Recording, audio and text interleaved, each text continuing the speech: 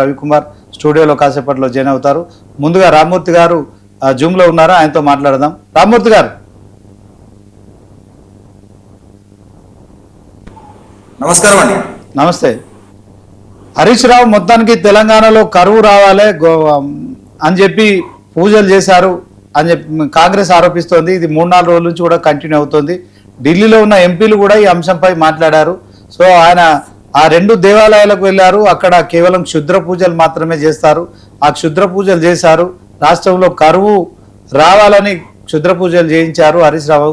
మా దగ్గర పక్కా ఆధారాలు ఉన్నాయని కాంగ్రెస్ అంటుంది. అదే క్రమంలో మరొక వైపు హరీష్ రావు కూడా ఈరోజు తెలంగాణ భవన్లో మీడియాతో మాట్లాడుతూ తెలంగాణ నీటి ప్రయోజనాలను ఆంధ్రాకు తాకట్టు పెడుతున్నారు. కేంద్రంలో మరి చంద్రబాబు భాగస్వామిగా ఉన్నారు ఎన్డీఏ కూటమిలో. సో ఆంధ్ర ప్రయోజనాల కోసం తెలంగాణ సీఎం రేవంత్ రెడ్డి ఈ యొక్క నీళ్లను నింపకుండా ఈ యొక్క రాష్ట్ర ప్రాజెక్టుల విషయంలో మరి కొంత ఆంధ్రాకు దారాదత్తం చేస్తున్నారనే ఆరోపణలు చేస్తున్న నేపథ్యంలో ఉత్తమ్ కుమార్ రెడ్డి కూడా ఖచ్చితంగా తెలంగాణలో కాళేశ్వరం ప్రాజెక్టు నిర్మించారు. సో కాళేశ్వరం అవినీతిపై లెక్క చెప్పాలంటూ కూడా సవాల్ విసిరారు. సో ఈ అంశంలో ముందుగా క్షుద్ర పూజల అంశాన్ని ఏం చెప్తారు మీరు చెప్పండి. క్షుద్ర పూజలు అన్న అంశము తీవ్రంగా కొట్టిపారేస్తున్నా. అదేవిధంగా అద్దంకి దయాకర్ అబద్ధాల దయాకర్ గా తయారైండు, అదేవిధంగా అసత్యాల దయాకర్ గా తయారైండు. అమెరికాలో ఉండి పచ్చి అబద్ధాలు ఆడుతున్నాడు. ముఖ్యంగా ఏంటంటే ఈ ఆలయాలు 2 ఆలయాలకు సంబంధించి కూడా నాకు కూడా శివమోగన దోస్తులు ఉన్నారు. అదేవిధంగా ఇతర తమిళనాడుకు సంబంధించిన మిత్రులను కూడా అడగడం జరిగింది.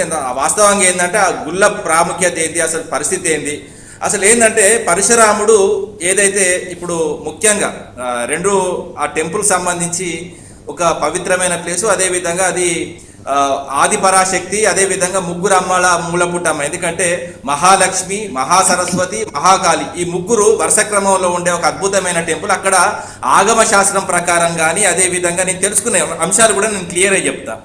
అక్కడ ఒక శక్తిపీఠం, ఆ శక్తిపీఠంలో నేను క్లియర్గా చెప్తున్నా వైదిక ఆగమ శాస్త్రాల ప్రకారము పూజలు, అభిషేకాలు, అదేవిధంగా హోమాలు, మంగళహారతులు, ఇతర ఆలయ కైంకర్యాలు మాత్రమే ఉంటాయి. ఎలాంటి క్షుద్ర పూజలు జరపలేదు ఇంతవరకు ఆలయ చరిత్రలో అని వాస్తవంగా అక్కడ ఉన్న పంతులు కానీ అక్కడ ఉన్న అయ్యగారులు కానీ క్లియర్గా చెప్తున్నారు. ముఖ్యంగా ఏంటంటే జనాలను తప్పుదో పట్టియద్దు. ముఖ్యంగా ఏంటంటే మంత్రాలు తంత్రాలు ఉన్నాయంటే వాళ్ళ జ్ఞానము ఇక్కడ కాదు అరికాళ్ళ పాదాల కింద ఉన్నట్టు కూడా నేను చెప్తున్నా. అదేవిధంగా ఇప్పుడు రంగనాథ స్వామి టెంపుల్ ఏంటంటే ట్రిచి సంబంధించిన టెంపుల్ విషయం కూడా రంగనాథ స్వామి ఆలయంలో ఎలాంటి క్షుద్ర పూజలు చేయరు. అదొక పవిత్రమైన ప్లేసు. ప్రపంచవ్యాప్తంగా భక్తులు వస్తారు. అదేవిధంగా చాలా మంది కాంగ్రెస్ నాయకులు కానీ ఇప్పుడు ఈ ట్రిచిలో ఉన్న ఏదైతే రంగనాథ స్వామి ఆలయం కానీ అదేవిధంగా ఇప్పుడు ఏదైతే కొల్లూరు సంబంధించిన ముక్కాంబికా దేవాలయం కానీ రాహుల్ గాంధీ సందర్శించుండు. అదేవిధంగా కర్ణాటక సంబంధించిన డీకే శివకుమార్ కూడా సందర్శించుంటూ చాలా సందర్భాల్లో వాళ్ళ ఆలయాలకు పోయి అక్కడ మొక్కుకున్నారు. మేము ముఖ్యంగా తెలంగాణ సమాజం తెలంగాణ నేల బాగుండాలని కోరుకుంటాం తప్ప తెలంగాణకి ఎక్కడ కూడా అన్యాయం జరగద్దని మేము కోరుకోలేదు. ముఖ్యంగా రేవంత్ రెడ్డి మీద కుట్రలు చేయవలసిన అవసరం లేదు. ఎందుకంటే అతని బాణం అతని మీద వేసుకొని చచ్చిపోయే ముఖ్యమైన వ్యక్తి అతను. ఎందుకంటే అతని పరిపాలన కానీ అతని వ్యవస్థ కానీ అతని పనితీరు కానీ ఆయన ఏ విధంగా ఉన్నదో గత 31 నెలలుగా మనం చూస్తూనే ఉన్నాం. ఆయన మీద వచ్చిన వ్యతిరేకతను మా మీద నెట్టాలని చూడడం కరెక్ట్ కాదు. ఎందుకంటే ఆయన మీద వ్యతిరేకత ఆల్రెడీ వచ్చింది. ఆంధ్రప్రదేశ్ అసిస్టెంట్గా ముఖ్యమంత్రిగా పనిచేస్తున్న నీటి విషయంలోనే స్పష్టంగా కనబడుతున్నది. ఎందుకంటే వర్షాకాలం 1,00,000 క్యూసెక్లు ఉన్నప్పుడు మోటార్ లాంచ్ చేయడు. 30,000కు 20,000కు 15,000కు పడిపోయినప్పుడు మోటార్ లాంచ్ చేసి నేను చేస్తానా అని చెప్పనీకి ప్రయత్నం చేస్తున్న తీరు వాస్తవంగా గోదావరి సాక్షిగా గోదావరమ్మ సాక్షిగా క్లియర్ గా కనబడుతున్నది. ఎందుకంటే మొన్నటికి ఎందుకంటే చొక్కారావు ఎత్తిపోతున్న పథకం సంబంధించి ఫేజ్ 1, ఫేజ్ 2, ఫేజ్ 3 కూడా మేము కంప్లీట్ చేసి ఎందుకంటే వరంగల్కి కానీ అదేవిధంగా నల్గొండ వరకు కానీ అదేవిధంగా జనగాం వరకు కానీ గతంలో నీళ్లు అందినాయి. అదేవిధంగా సాగునీరు అదేవిధంగా తాగునీరు కూడా ఆ నేలకు అందింది. అదేవిధంగా గోదావరి మీద 968 టీఎంసీలకు గాను రైట్ టు ఎస్టాబ్లిష్మెంట్ 933 టీఎంసీలకు చేసిపోయిన మొగాడు మా కేసీఆర్ గారు.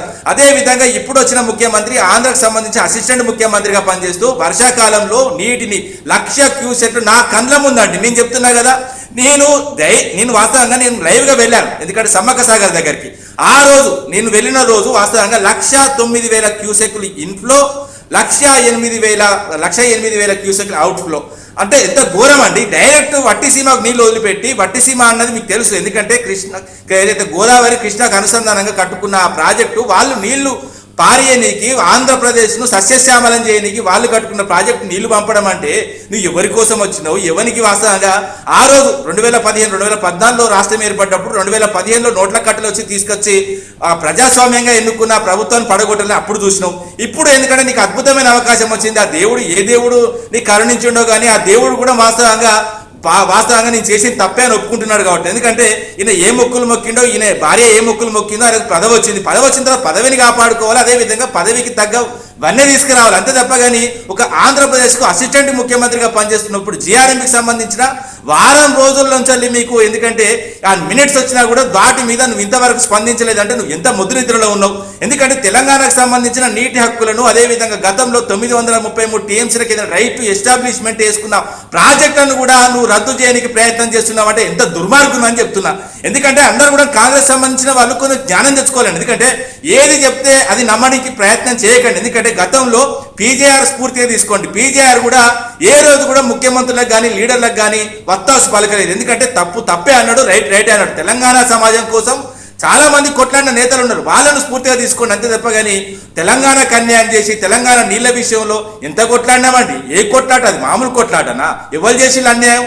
గోదావరి విషయంలో తలాపున వారుతుంది గోదావరి, మాచేను మాచరక ఎడారని రాసుకున్న పరిస్థితులు కూడా చూసాం. ఈ రోజు మళ్ళీ ఏదో మంత్రాలు అంటారు, తంత్రాలు అంటారు. తంత్రాలు అంటే జైలు నూకాల వాస్తవంగా చెప్పాలంటే ఆ నాలుక కోసేయాలి. మళ్ళీ కూడా చెప్తున్నా, ఎక్కడి అన్ని మంత్రాలు నేను మళ్ళీ కూడా చెప్తున్నా. ఈ 2 ఆలయాలకు సంబంధించి ప్రధాన అర్చకులను లైన్లో తీసుకోండి.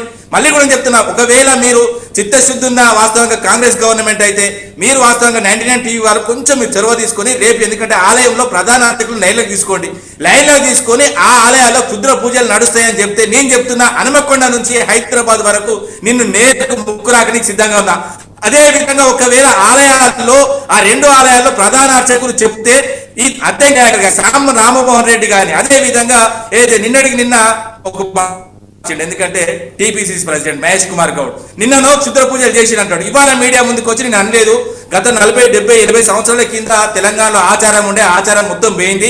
నేను ఆ క్షుద్ర పూజల గురించి మాట్లాడి చెప్తున్నాడు. నాలుకే కలుసుకున్నాడు. అదే విధంగా ఎందుకంటే పొజిషన్ అలాంటిది, ఆ పొజిషన్ లో ఉండి తప్పుడు మాట్లాడొద్దన్న అంశాన్ని మళ్ళీ నాలుకే కలుసుకొని వారు మరి ఏ శిక్షణ వచ్చిందో లేకపోతే క్రమశిక్షణ సంబంధించిన ఇక్కడ ఒక ఇన్ఛార్జ్ ఉన్నారు కదా, ఆ ఇన్ఛార్జ్ కూడా చెప్పడం జరిగింది కావచ్చు. ఎందుకంటే మంత్రాల విషయంలో మాట్లాడకండి, ఇజ్జత్ పోతుంది, మానం పోతుంది అని.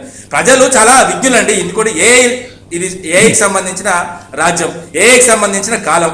ఏ అంటే వాస్తవంగా ఆర్టిఫిషియల్ ఇంటెలిజెన్స్, కానీ ఇంటెలిజెన్స్ కాదండి. చదువుకోవాలి, పరిజ్ఞానం మెచ్చుకోవాలి. ముఖ్యంగా లాస్ట్ మాట అండి, వచ్చే అసెంబ్లీ సమావేశాల్లో ఎందుకంటే వీళ్ళు 64 మంది గెలిచిలో 64 మందికి ఎందుకంటే ఒక గొర్రెలాగా ప్రవర్తిస్తున్నారు. ఒక గొర్రె పోయి పడితే మిగతా గొర్రెలు వచ్చి బయలా పడ్డట్టు ప్రవర్తిస్తున్నారు. జన విజ్ఞాన వేదిక నుంచి వీళ్ళ క్లాసులు తీసుకోవాలి. ఎందుకంటే మంత్రాలు, తంత్రాలు, క్షుద్ర పూజలు అంటారు కాబట్టి అవి లేవు అని చెప్పడానికి. ఎందుకంటే జన విజ్ఞాన వేదిక కంటే అది పెద్దది ఇంకేది లేదు. జన విజ్ఞాన వేదికకు సంబంధించిన అందరినీ తోలి వాళ్ళకి ఏదో జ్ఞానాన్ని ప్రసాదించాలని కోరుతున్నా. ఓకే రామూర్తి గారు. మానవతరాయ్ గారు చెప్పండి. ఓకే, నిన్న మహేష్ కుమార్ గౌడ్ చేసిన కామెంట్స్